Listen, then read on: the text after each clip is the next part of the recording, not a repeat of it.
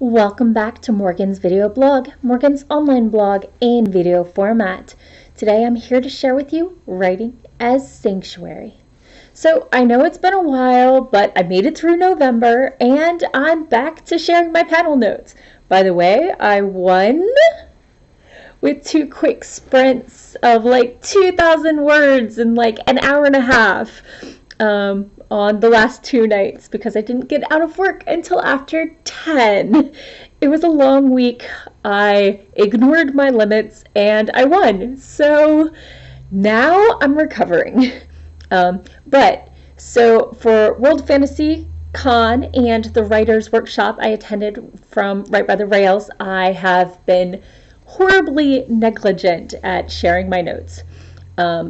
So some of the panels, especially at World Fantasy Con, turned more into suggested reading lists, and I'll share those as such with you separately, but probably not in a video blog because I'm just going down a list of books and that doesn't really... Yeah, so for now I'm just going to go through the other panels that I attended in the order I experienced them with some Right by the Rails workshop filtered in. Today, I'm talking about writing as sanctuary. So I attended Writing as Sanctuary at World Fantasy Con at the beginning of November. I went into this panel expecting to hear stories of authors using their writing as either escapism or as a tool for processing stressors in their life, and escapism in either as a distraction from real world issues or as a way to create a new world with those issues fixed. So the actual discussion was a lot more nuanced, but less focused. The panelists were Jacob Baugher, J.D. Blackrose, J.L. Gribble, and K. Ceres Knight, moderated by Anna La Voie. The discussion started off exploring the motivations behind why we write and the reoccurring themes that they explored, intentionally or unintentionally. Now, pretty much everyone on the panel wrote for themselves, but with the intent of publication, seeking that external validation. Only a few used their writing to explore alternative choices, either personally or historically. So, themes that they found in their writing. Some writers explicitly write themes into their work. Others only recognize it when they begin editing, and sometimes you only recognize your themes when the same issues keep coming up, novel after novel. Here were some of the themes that the panelists found in their writing, intentionally or unintentionally. Non-dystopian post-apocalyptic, the Holocaust, mother-daughter relationships, and cyberpunk, perhaps as a way to have control over the world and, I guess, the characters to have control over their bodies in a very real sort of sense when you can, get a cybernetic arm or whatever. So, next the panel went on to the question, to be writing or to have written, which is better? So it is a reality for many of us writers that the process can be agonizing. I found it really inspiring to hear how much of a struggle even published writers still find it, and how many resort to procrastinating. So some, like Baugher, were shocked to learn that people could actually enjoy the writing part of the process. He forces his words out and is working on trying to change his mindset so when he sits down to write, it's not torture for himself. Now, sometimes real-world tragedies strike too close to home and you can't write. Blackrose spoke of knowing when to push through and when to stop back. And when she felt it was time to return to the keyboard, she aimed for just 500 words to start regaining her momentum. So we all know writing a novel, pretty intimidating, and that intimidation can make it hard to start. But 30,000 words sounds a little more doable. And You can approach your writing like Blackrose. She just wrote 30,000 words 4 times and then she had her novel. Now, Gribble uses gamification to get her words in. She wrote her 3rd novel just using 5-minute sprints. Her best writing day was the day she washed all the windows. And many of us, like Knight, love writing when inspired. But most of her writing, and much of our writing, is deadline based. So next up, do you find sanctuary in a private journal? Now, some writers swear by them, and I know many writers who collect journals by the trunkful. Many of them blank, but you know. So advice doesn't always sync up with reality, so I was curious how these writers would answer. How useful is journaling in practice? So some, like Gribble, find them a waste of words. Why journal when you could be writing paying work? Some use it for free writing when the words just won't flow. Baugher uses this process about once a week as sort of a 10-minute warm-up for his novel writing. Usually it's just a lot of profanity. Blackrose doesn't journal per se, but she blogs. I might know a little something about that one. So major life events can make journaling helpful. Knight only found herself journaling when she was going through her divorce, and some use it to manage stress. La Voie only journals sporadically, but she finds it really helps her anxiety.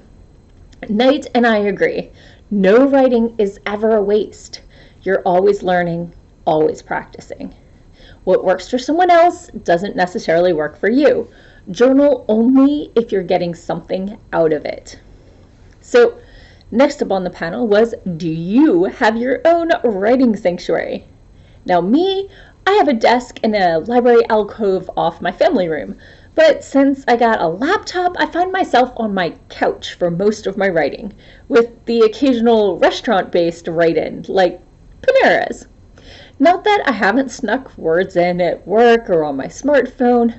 There's a reason I use Google Docs. It can auto-sync, you can use it offline, and it's available for free on all of my devices.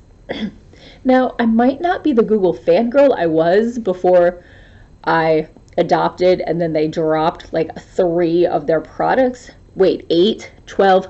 I've adopted a lot of their products that they have stopped supporting. But some habits die hard, and so I still use Google Docs. But I was really fascinated to find out where other writers work. So some, like Knight, can write anywhere that's even relatively quiet. Some, like Gribble, have home offices, but she never uses it to write in. She spends most of her time in Starbucks, on her couch, or sitting at the counter in her kitchen. She will, however, use that perfect writing office for editing, which actually kind of syncs up with me. I mean, I haven't used my desk here since I moved earlier this year, but I do need things quieter when I edit. So maybe I'll try that. Some, like Blackrose, will write anywhere, even at her day job when things are slow. Some libraries, like Blackrose's, have writing centers you can use, and on Sundays, Blackrose has permission to use the writer-in-residence office, and it makes her feel like a real writer. And some writers have home offices that they actually write in. Baugher came home from a convention and found his wife had turned their second bedroom into an office for him. So next on the panel, they were asked, do you use writing as an escape from life? Now, this question could have gone in many different directions, but somehow we got back to procrastinating again. As a procrastinator myself, I was happy to be in such good company. So you can use laundry to avoid writing like Blackrose. You can use writing sprints as breaks from chores like Gribble, or you can leave the house when you write so you can avoid the laundry altogether like Knight. So how much do you reread before you restart writing was the next question. Personally, I only skip back like a paragraph or two and then push on from there, just enough to remember where I was. I keep waiting for there to be a right answer for this, but of course, as with all things writer related, it's a matter of preference. So some read just the start of the current scene, like Gribble. Some, like Baugher, like to leave notes or hints for what's going to happen in the next scene. Some reread it all. Some, like Blackrose, use the first 7,000 to 15,000 words as a sort of giant outline and then fill it in. And some write in layers. First they get the action out and then the plot, and then they come back in and fill it in with descriptive narrative, like Knight. I think I might do that. I'm very plot driven and sometimes I need to flesh it out. So that might be where I am. So next on the panel, they were asked critiques that made you regret sharing your work. Even if your writing isn't your sanctuary, it can be scary to share your words and your thoughts with the world. And sometimes critics can be harsher than they know. For Baugher, his first writing workshop ever, for his first critique ever, another writer told him, quote unquote, "Stop writing now, this sucks." Ouch! That's not constructive and whew. One writer's mother doesn't do fantasy, and after they opened up and shared their novel, the response was, "How do you think of these things?" And not in an odd sort of tone. Gribble once had a critic complain about the orgy. One problem, her novel contains 0 orgies. 0. Knight once watched a teacher lay into a fellow classmate for half-assing an assignment, which I imagine was not only discouraging for the student in question, but inhibiting for other students who might want to try new things, instead sticking to the formula they know that works. And a final critique was Blackrose wrote a Ceres in space humor piece pulling from her own experiences, and a non-Jewish friend hated it and thought it mocked the Jewish stereotypes. Her Jewish friends and family loved it, so it's a matter of perspective sometimes. And the 2 final questions from the panel that I haven't discussed yet, these answers were in unison. How much does marketing interfere with the sanctuary of writing? A lot. And do you write as a sanctuary for your readers? Yes. So a bit more of an exploration of their lives as writers, but altogether a panel I enjoyed. Do you use writing as a sanctuary? Do you use books as a sanctuary? What books would you recommend? Let me know in the comments below. As always, thank you for watching. Tune in next week for more writing tips and writerly musings, and I'll see you then.